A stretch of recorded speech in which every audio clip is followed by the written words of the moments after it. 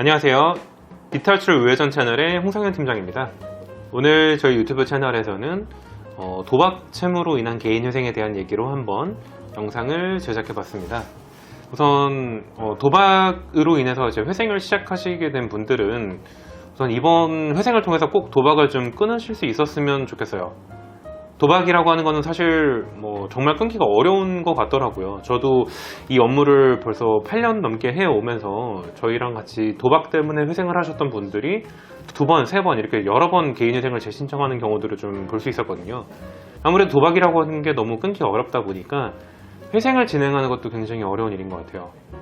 사실 도박을 하시는 분들 중에 이 도박이 너무 즐겁고 행복해서 하시는 분은 없다라고 느끼는 게 제 개인적인 감상입니다. 도박이 너무 즐겁고 재밌어서 하시는 게 아니라 도박을 끊지 못하시는 분들은 저는 반대로 책임감이 좀 강한 분이다라고 하는 생각이 있었어요. 이분들이 너무 책임감이 강하기 때문에 내가 지금까지 도박으로 인해서 손해를 끼친 사람들, 내 가족들, 내 사랑하는 사람들에게 뭔가 일발역전으로 내가 어떠한 좋은 결과를 보여줘서 엄청난 수익을 내서 그 사람들에게 다 보답을 해야 되겠다, 이런 마음을 갖고 대신에 그 방법에 대한 선택이 좀 좋지 않았죠. 도박이라고 하는 안 좋은 선택으로 좀 갚아주려다 보니까 그렇게 빠지게 된 것 같아요. 자, 우선은 그래서 이 개인 회생이 과연 도박 채무로 인한 개인 회생이 가능할까? 당연히 가능합니다. 파산에서는 도박으로 인한 채무는 면책을 불허한다라고 하는 조항이 있는데요. 대한민국의 국민이라면 회생이나 파산 둘 중에 하나의 제도는 무조건 대한민국 법원에서 받아줘야 돼요.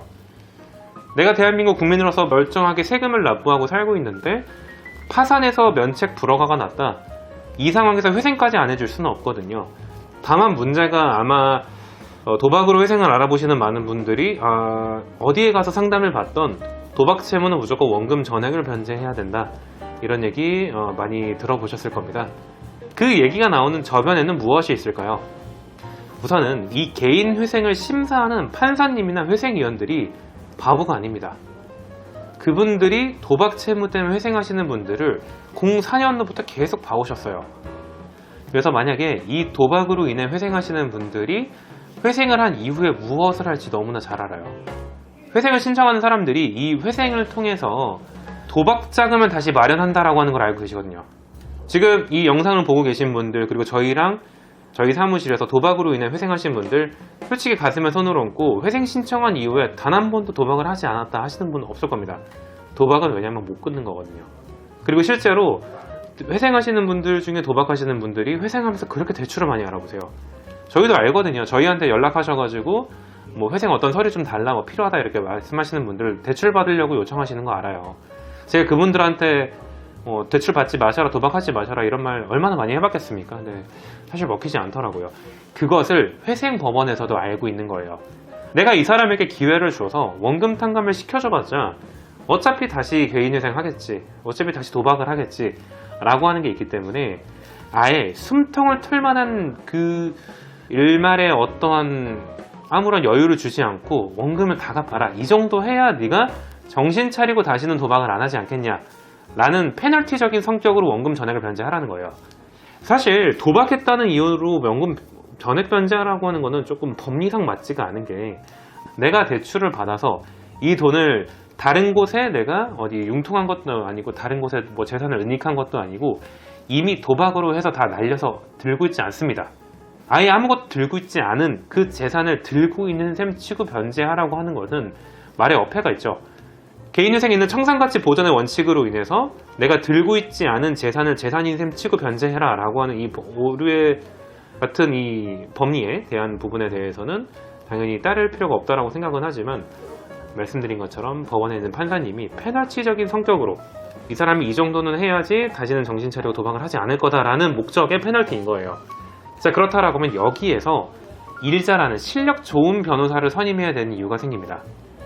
물론 그러한 성격으로 스타트가 된 페널티적인 성격의 원금 전액 변제이겠지만 그거에 대해서 변호사가 직접 변론을 하는 거죠.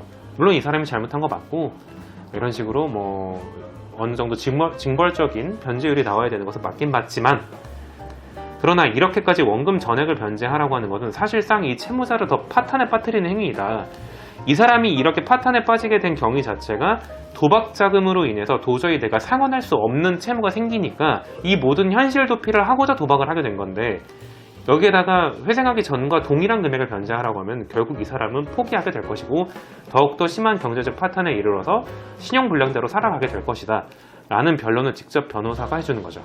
근데 이 변론은 굉장히 귀찮아요. 지금 제가 너무 두루뭉실하게 너무 쉽게 말씀드렸지만 실질적으로 이렇게 간단하게 이루어지진 않습니다.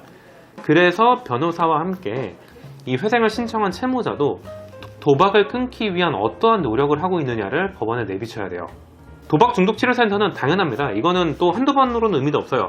상담 확인서라고 하는 거를 못해도 10장 정도는 받아오셔야 되고요. 요즘은 솔직히 정신과 치료 정도는 받으셔야 됩니다. 너무 기분 나빠하지 마시고요. 도박 중독은 명백하게 질병 코드로서 나옵니다. 질병 코드로 나오는 정신질환 중에 하나의 도박 중독이 있어요. 실제로 도박 중독 치료센터나 이러한 정신과 치료를 통해서 도박 중독에 대한 정신과 치료를 받았을 때 거기에서 해결책 중에 하나가 개인 회생이에요. 당신이 도박을 끊지 못하는 가장 큰 이유 중에 하나가 채무라고 하거든요.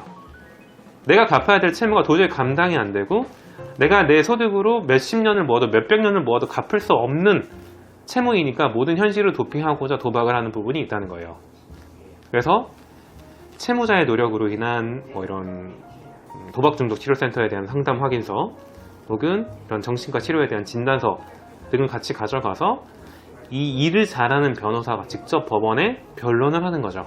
채무자가 이렇게 도박을 끊기 위해서 열심히 노력을 하고 있는데 법원에서 이렇게까지 너무 가혹한 처벌을 내리게 되면 이 채무자는 모든 것을 다 포기하고 삶을 포기할지도 모르니 마지막으로 한 번은 기회를 달라 라는 식으로 해서 최대한 원금이 많이 탕감될 수 있는 변제안을 받는 거죠.